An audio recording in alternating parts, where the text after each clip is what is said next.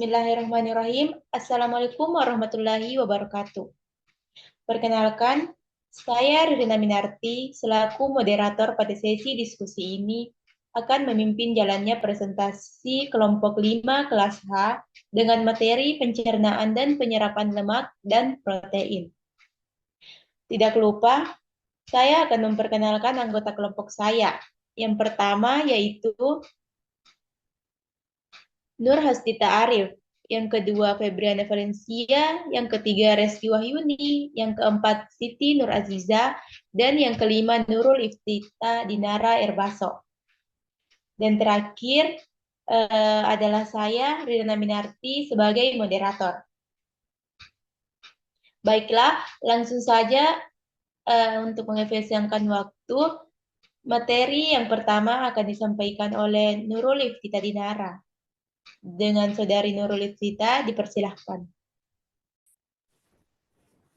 Baik, di sini saya akan menjelaskan tentang peran penting protein dan lemak sebagai zat gizi makro. Protein dan lemak merupakan dua jenis zat gizi makro yang memiliki peran penting dalam tubuh. Protein berfungsi sebagai komponen struktural, enzim, dan hormon, serta berperan dalam proses metabolisme dan pertumbuhan. Lemak, di sisi lain, berfungsi sebagai sumber energi, penyimpanan energi, serta membantu penyerapan vitamin yang larut dalam lemak ADEK. Next.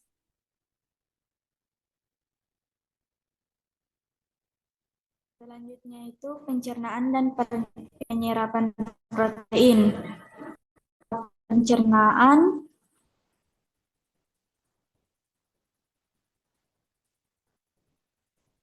Selanjutnya, proses pencernaan di mulut. Yang pertama, pencernaan dimulai di mulut. Yang kedua, makanan dikunyah dan dicampur dengan air liur. Dan yang ketiga, lidah mendorong makanan ke belakang menuju kerongkongan. Next. Selanjutnya, proses pencernaan di lambung. Yang pertama, setelah ditelan, makanan menuju lambung di mana enzim pepsin diaktifkan dari pepsinogen oleh asam lambung atau HCl. Yang kedua, pepsin mulai memecah protein menjadi peptida yang lebih kecil. Dan yang ketiga, makanan yang sudah menjadi cairan disebut kimus. Sekian, saya kembalikan kepada moderator. Terima kasih kepada presentator yang pertama. Dan yang kedua, dipersilahkan untuk presentator yang kedua, yaitu Reski Wahyuni. Baik, terima kasih kepada moderator atas kesempatannya. Selanjutnya saya akan menjelaskan tentang proses pencernaan di usus halus. Yang pertama, kime dari lambung memasuki usus halus, di mana enzim dari pankreas seperti tripsin dan simotripsin melanjutkan pencernaan protein. Yang kedua, hormon koleksitoskinin atau CCK merangsang sekresi enzim pankreas. Yang ketiga, sekretin merangsang sekresi bikarbonat untuk menetralkan asam lambung.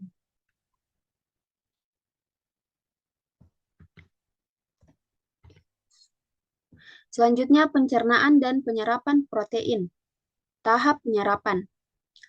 Penyerapan asam amino dan peptida kecil terjadi di usus halus melalui yang pertama transport aktif. Untuk asam amino melalui transporter seperti SLC6. Yang kedua difusi terfasilitasi. Untuk peptida kecil melalui transporter peptida. Yang ketiga mekanisme transport. Melibatkan pembentukan misel yang membantu penyerapan nutrisi oleh enterosit. Baik, terima kasih. Saya kembalikan kepada moderator. Baik, terima kasih kepada presentator yang kedua. Selanjutnya saya persilahkan kepada presentator yang ketiga, yaitu Febriana Valencia. Baik, terima kasih moderator.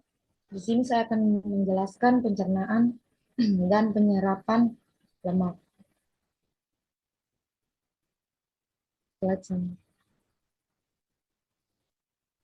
Di sini saya akan menjelaskan tahap pencernaan. Terbagi menjadi 3. Yang pertama itu mulut. Pencernaan lemak dimulai dengan enzim lipase yang ada di dalam air liur. Nah, yang kedua itu lambung. Lipase lambung memecah sebagian lemak, tapi pencernaan utama terjadi di usus halus. Nah, yang ketiga itu usus halus. Empedu yang diproduksi oleh hati dan disimpan dalam kantong empedu dilepaskan ke usus halus untuk emulsi lemak. Lipase pankreas mencerna trigliserida menjadi asam lemak dan monogliserida. Terima kasih, saya kembalikan ke moderator. Baik, terima kasih kepada presentator yang ketiga. Selanjutnya saya persilahkan presentator yang keempat, Nur Hasdita Arif. Dengan ini dipersilahkan. Baik, terima kasih moderator. Di sini saya akan menjelaskan tentang pencernaan dan penyerapan lemak, yang bagian tahap penyerapan. Next. Asam lemak dan monogliserida diserap melalui yang pertama difusi pasif ke enterosit. Setelah masuk ke enterosit, asam lemak dan monogliserida disintesis kembali menjadi trigliserida. Yang kedua yaitu ada transport ke sirkulasi. Produk lipid dikemas menjadi kilomikron dan masuk ke sistem limfatik. Kilomikron dibawa ke ductus thoracis sebelum masuk ke sirkulasi sistematik. Asam amino dan peptida diserap langsung ke dalam vena porta menuju hati untuk metabolisme lebih lanjut. Selanjutnya yaitu ada implikasi klinis. Yang pertama yaitu intoleransi lemak. Gangguan pencernaan lemak dapat disebabkan oleh kurangnya enzim lipase atau masalah dengan sekresi empedu, mengakibatkan malabsorpsi lemak. Ini dapat menyebabkan gejala seperti diare berlemak, kembung, dan nyeri perut. Yang kedua yaitu ada malabsorpsi protein. Malabsorpsi protein dapat disebabkan oleh penyakit pankreas eksoskrin, di mana tubuh tidak memproduksi cukup enzim pencernaan. Ini dapat mengakibatkan defisiensi asam amino yang berpotensi mempengaruhi pertumbuhan, penyembuhan jaringan, dan fungsi imun. Sekian, saya kembalikan kepada moderator. Baik, terima kasih kepada presentator yang keempat. Selanjutnya saya persilahkan presentator yang kelima, Siti Nuraziza.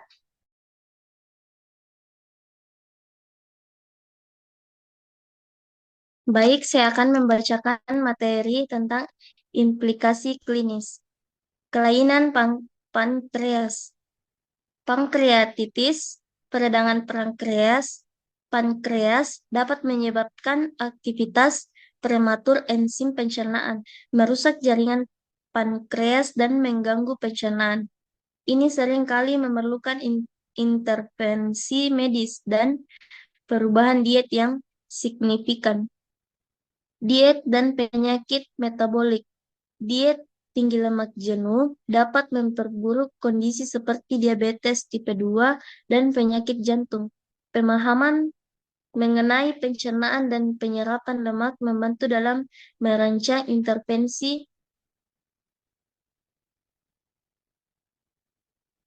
intervensi dietetik untuk mengelola kondisi ini.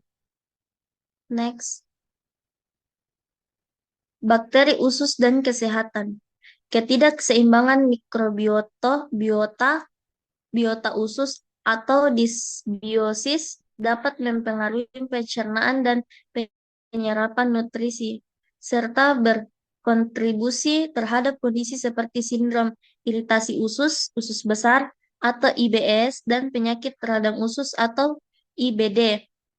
Probiotik dan prebiotik sering digunakan untuk memulihkan keseimbangan ini. Saya kembalikan kepada moderator.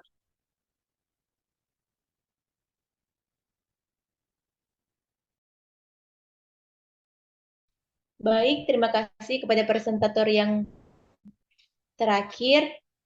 Baik, itulah tadi pemaparan materi dari kelompok 5. Lebih dan kurangnya mohon dimaafkan. Yang terakhir saya akan menjelaskan kesimpulannya.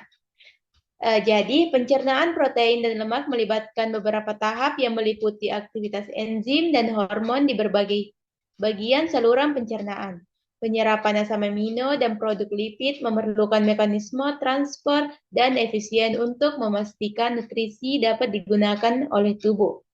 Pemahaman mengenai proses ini penting untuk menangani kondisi klinis seperti intoleransi lemak atau malabsorpsi protein yang dapat mempengaruhi kesehatan secara keseluruhan. Baik, itulah tadi presentasi dari kelompok 5. Lebih dan kurangnya mohon dimaafkan. Wabillahi taufiq wal hidayah. Wassalamualaikum warahmatullahi wabarakatuh.